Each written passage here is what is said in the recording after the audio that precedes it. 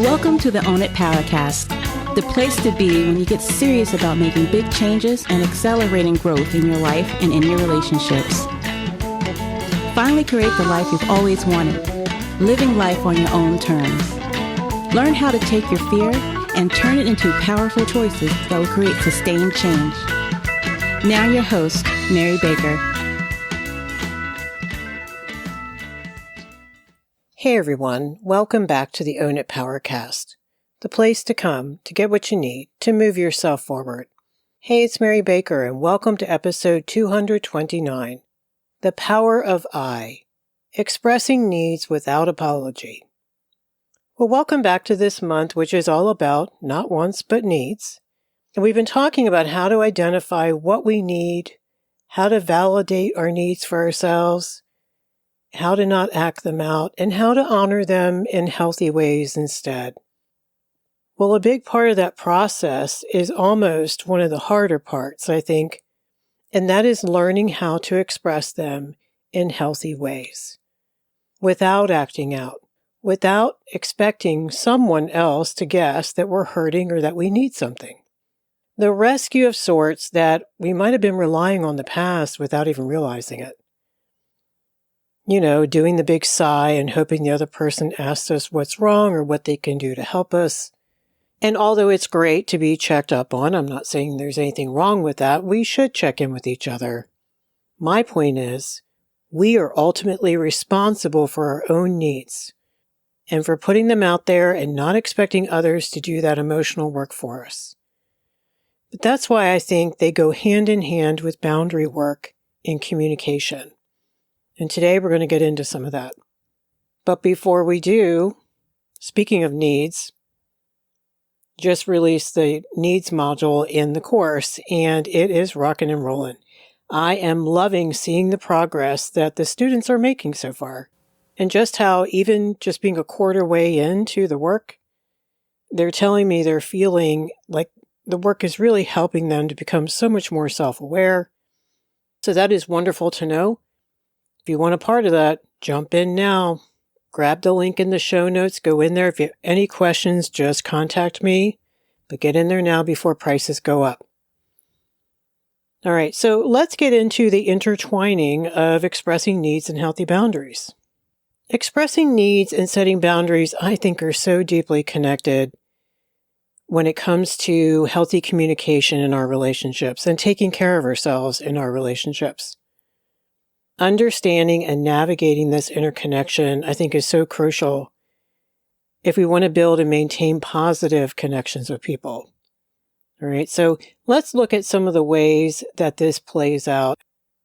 And as you're listening, I just want you to think about your own communication style and the style of those around you, just so you can kind of see how well maybe you already do this or don't, and how others around you operate as well, and then how it feels, right? Like, what's the vibe?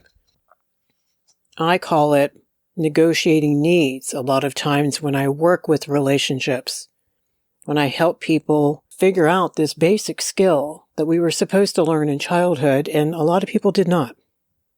So the first one is mutual respect. So when you express your needs, you are communicating to the other person what your desires and your feelings and expectations are, what's hurting, what your issue is that you're trying to address and take care of, and ultimately the solution that you're focusing on.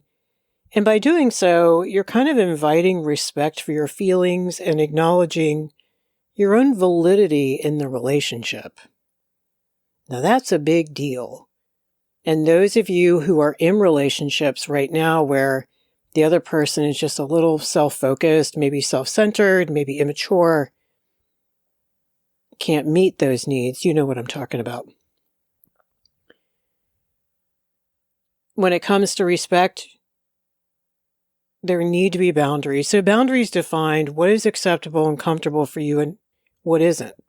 Clearly, communicating boundaries reinforces the idea that respecting these limits, the difference between where you end and others begin, is essential for maintaining a healthy relationship. I don't think you can have emotional safety in a relationship without boundaries.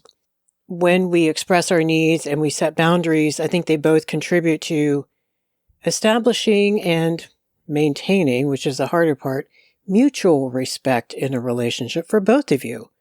It's a shared understanding. It's kind of like a relationship ground rule that each person's needs and limits are acknowledged and honored even if they're not agreed with. Now, this works great when everyone values this. It's a lot harder when one person doesn't. Okay. Needs and boundaries go together in effective communication.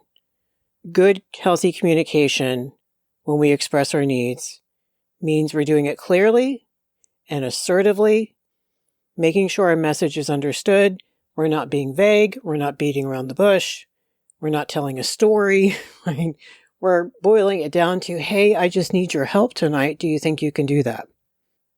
It means articulating your desires and your feelings that's asking for understanding and collaboration. So we're not trying to push them away. We're telling them about us. Boundaries come into play because you're letting people know what your limits are. Okay, so if I need some time tonight, I'm pretty much telling you I can't help you with that thing.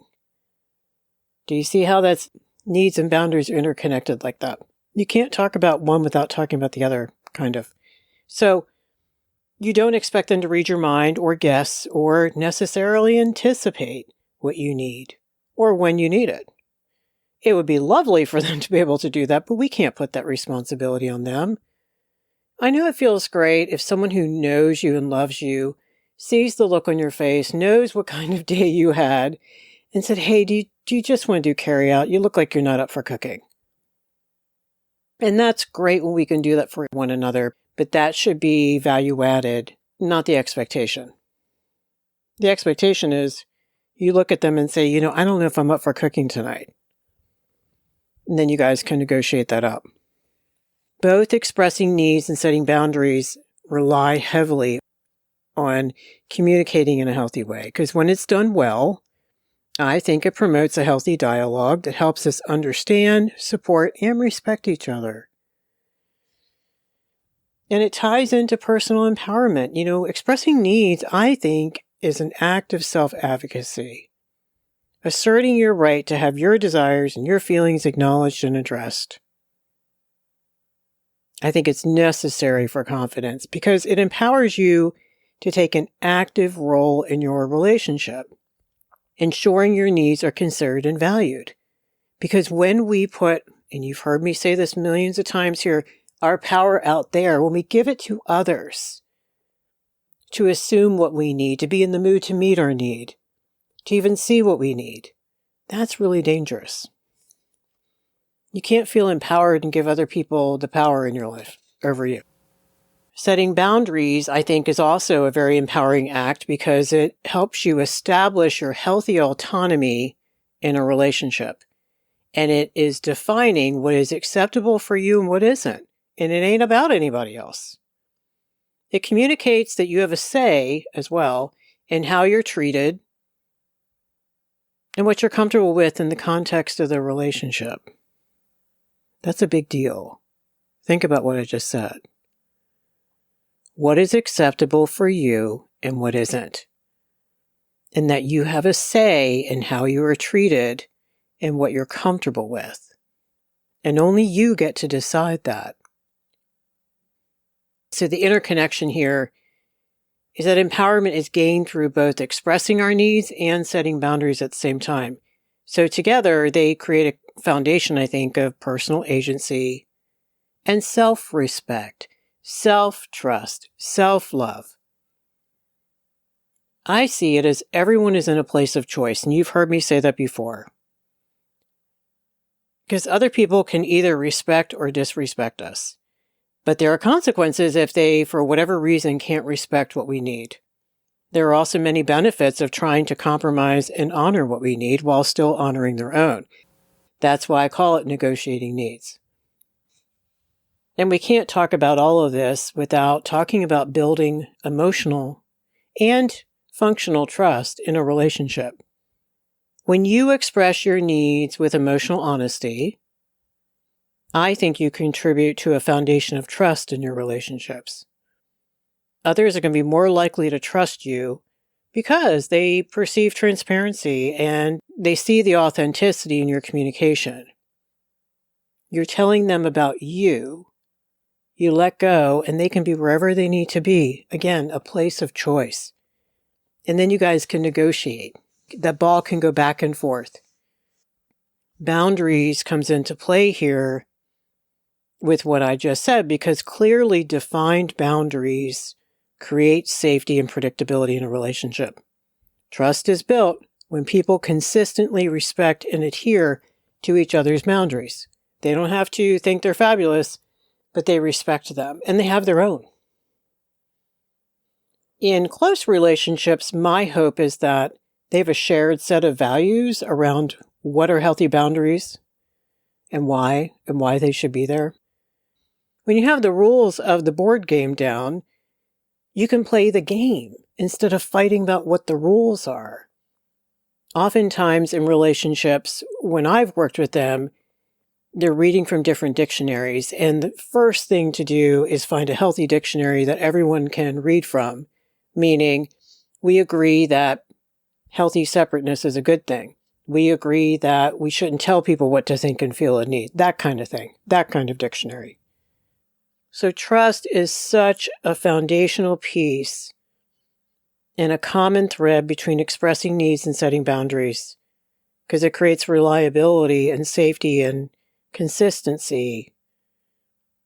And the expectation is people are going to clearly communicate what they need, and there's no mind reading going on because you didn't take that class. Another big area this plays into is conflict resolution.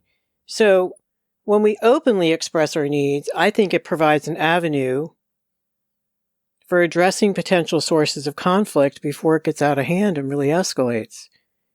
Because I think if it's done well enough, it allows for constructive discussions and problem solving, like we're focused on the solution.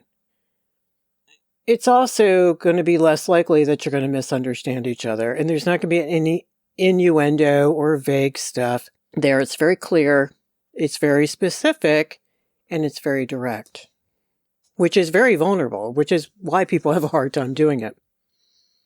You can't have healthy conflict without healthy boundaries first, and well-defined boundaries can really help prevent unnecessary conflict, like unhealthy conflict, because there's clear guidelines for acceptable behavior, those ground rules I just mentioned. We already have the ground rules in place where people are responsible for themselves. People don't manipulate each other. They're responsible for their own thoughts, feelings, and choices and behavior. There's no trying to talk anyone out of what they need either. That's a big one. Like, you don't need new shoes. You have so many shoes in your closet. Or why do you want to go there tonight? Or that's ridiculous. We can't afford that. Just all kinds of ways that people can be told what they don't need and why they should be there. When you have the rules of the board game down, you can play the game instead of fighting about what the rules are. Oftentimes in relationships, when I've worked with them, they're reading from different dictionaries, and the first thing to do is find a healthy dictionary that everyone can read from, meaning we agree that healthy separateness is a good thing. We agree that we shouldn't tell people what to think and feel and need, that kind of thing, that kind of dictionary. My argument is this isn't even the issue. The issue is the speaker in that instance has some fear going on. I'm afraid we don't have the money to spend on more shoes for you. I'm concerned about overspending. I'm concerned about this. I'm concerned about that. But that's too vulnerable, and they tend not to own that. When we negotiate needs in a healthy way, that's where that can come up. You can say, I really need a new pair of shoes. And the other person says, okay, like they accept what you think you need. They have no right to tell you what to need. But they say, I hear you. I'd love for you to have new shoes. Can we talk about how we can afford that? Because I'm a little concerned that the budget's kind of tight this month. Do you see how much healthier that sounds? Because it is. Both people expressing needs, both people having healthy boundaries can really contribute to more effective conflict resolution. Not that it's easy. Sometimes there aren't easy solutions. Sometimes you really have to make some serious decisions and compromises and figure out what we will compromise and what we won't. Sometimes we feel like we're between a rock and a hard place. Adulting's not fun. But what matters is that we do it in the healthiest way we possibly can. Someone tells us what they need. First, boundaries, that's about them.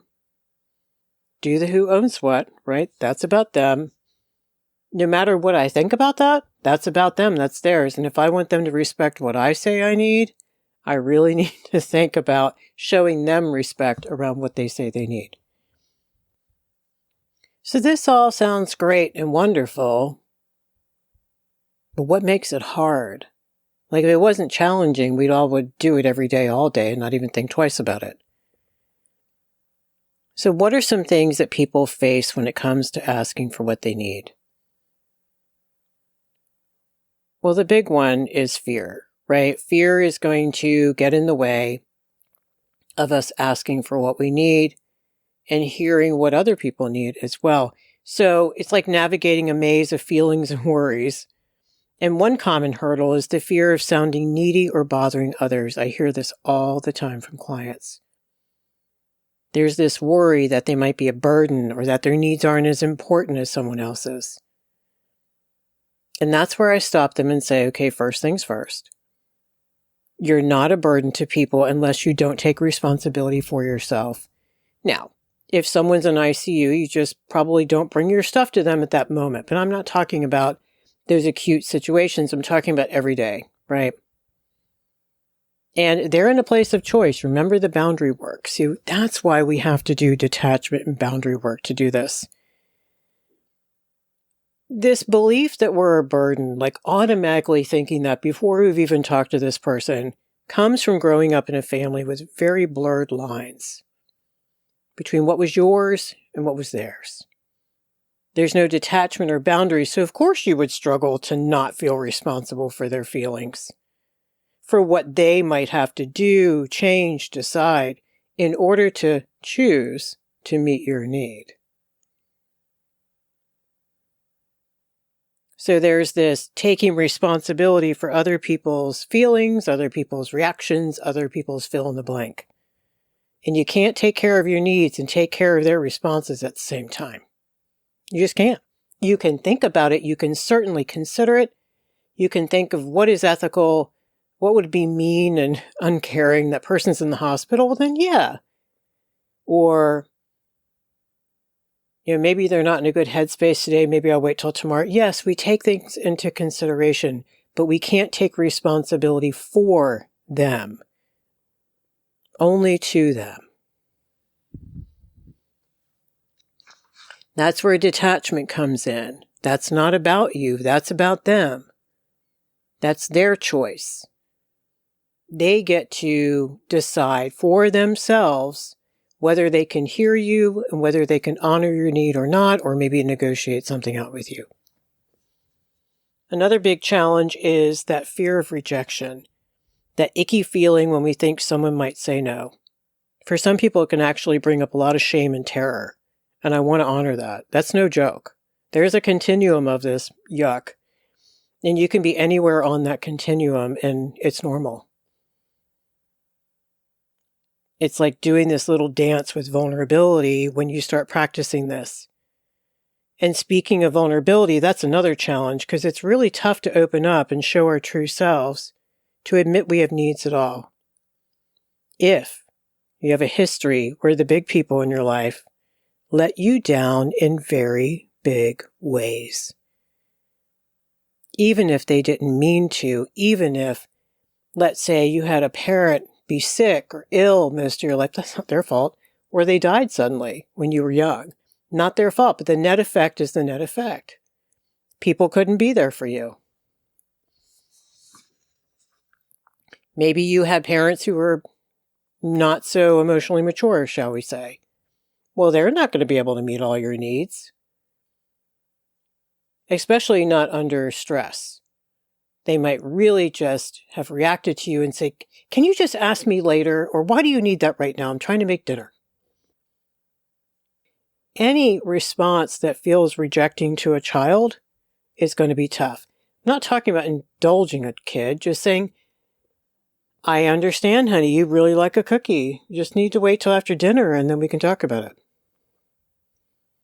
Because, the kid thinks they need a cookie, of course. But what if the child just needed a hug or some attention or some help or some guidance or some healthy mirroring?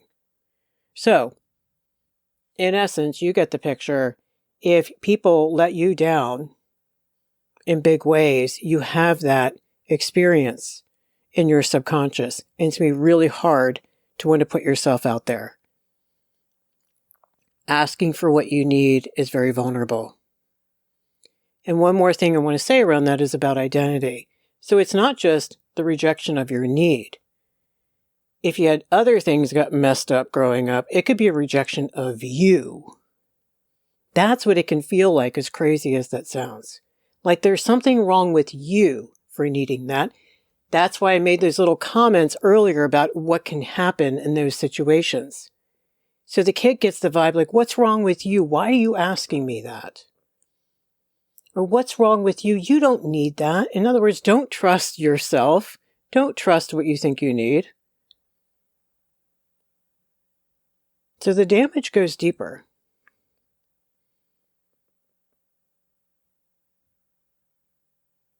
Because when you're young, you want your parents' approval, and that judgment can be really harsh. The other thing is growing up struggling to be authentic. I mean, what if what we need doesn't align with what people around us expect of us? What if they just want us to conform? It's kind of like trying to fit into a box instead of being authentically ourselves. This is really important. And this is where this detachment mantra work in your head plays a big part. That's about them. That's not about me. That's about them. That's not about me. I get to decide what's about me. So asking for what you need is not always easy. But I think recognizing where your challenges are and why this is hard is a big first step to getting ready to work on expressing your needs in healthier, more vulnerable ways. So the first thing I'm going to say when we talk about how do we do this is I statements. I statements are powerful because you're just, again, telling them about you, not about them. This is your subjective truth. There's no blaming, there's no accusing, we're not saying anything about them. We're just using I language and we're saying, this is what's true for me, ball goes to you. You're in a place of choice. You can either honor it, think it's crazy and not. We can negotiate maybe.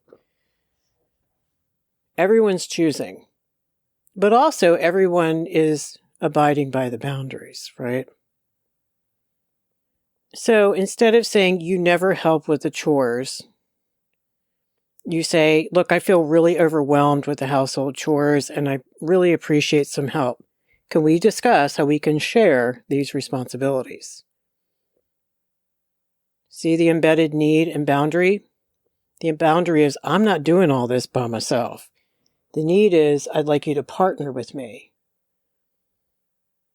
Embedded in that is also choice because they're saying, let's discuss how we can share. It's a discussion. It's not controlling.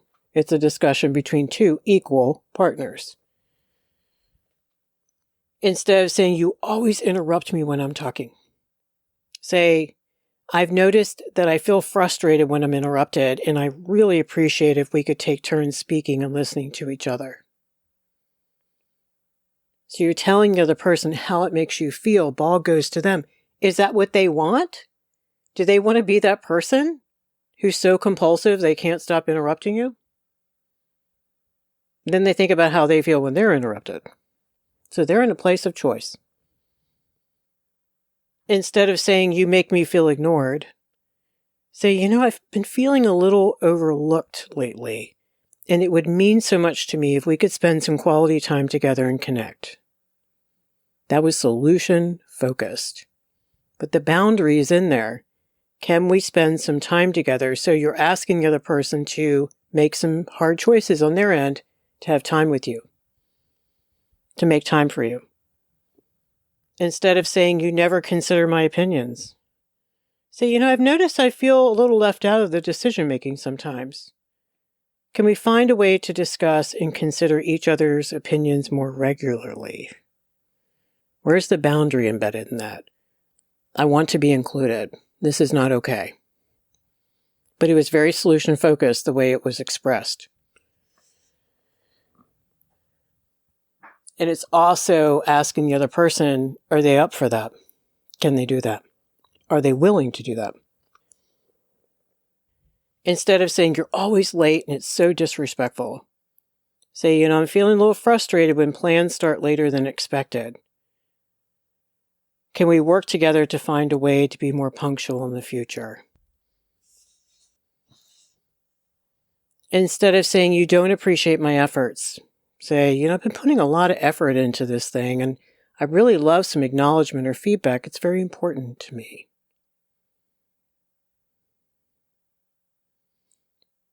And finally, instead of saying, you always criticize my ideas. Say, I'm feeling a bit discouraged when my ideas are met with criticism and I'd appreciate if we could discuss them constructively or find a better way to share feedback. So remember, the key to expressing your feelings and needs without putting blame on the other person is using I language, because it shifts the focus off of them and back onto your experience. And most of the time, unless people are just uber defensive, they're not going to have their defenses up because you're just telling them about you. You're not saying jack about them or what's wrong with them or all the things. So usually they can hear you better. If it's emotionally honest and authentic, people can hear you better. Think about that as you go through your day today or this week and notice how you feel around someone who it feels like they're being more real and raw and honest, and how much safer that feels for you. They're telling you about them with good boundaries, and they're letting go of the outcome. They're allowing you to be in a place of choice.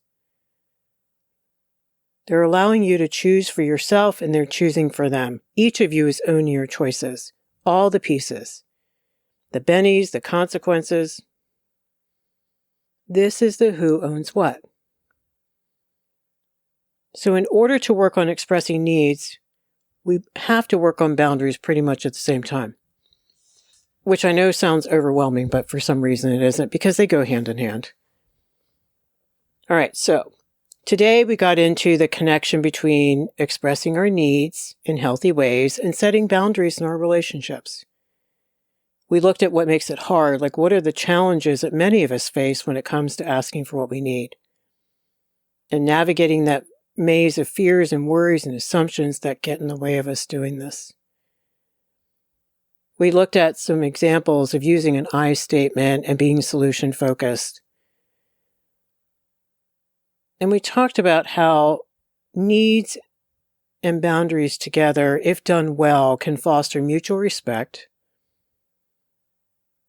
allow you to have personal empowerment, help you build trust, and navigate conflict so much better. I think in essence, we need detachment and boundaries in place to express what we need and to truly hear other people express theirs. All right. Thank you so much for hanging out with me today.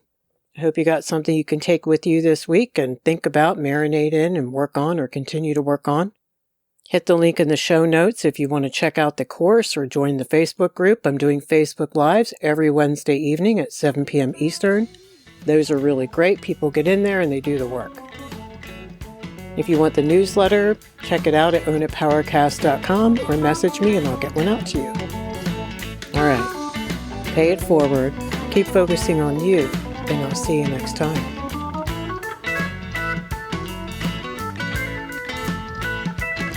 We hope you took away some useful insights and tools you can begin using right away. If you did, please leave a positive review and share on your social media. Because could you imagine if everyone in your life really got it together? Remember, own it now, so you can really own it later.